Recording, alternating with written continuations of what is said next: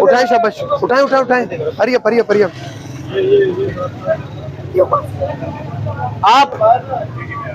आप हैं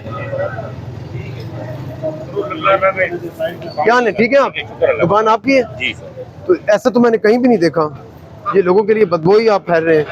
और वहाँ से एक बेचारा चल कर आएगा, वो यहाँ पर पहले इसकी बदबू सूंघेगा, फिर यहाँ से मुंह टन लेगा, फिर यहाँ जाएगा। आपकी दुकान है? आइडेंटिटी कार्ड दिखाएं अपना, ये उठा लेंगे। आइडेंटिटी कार्ड दिखाएं।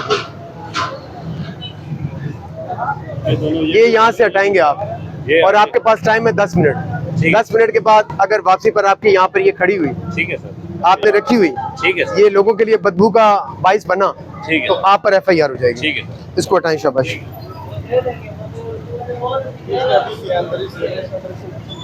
ठीक है, आप होशियार बने हो, लेकिन ठीक है, अंदर ही रखो इसको।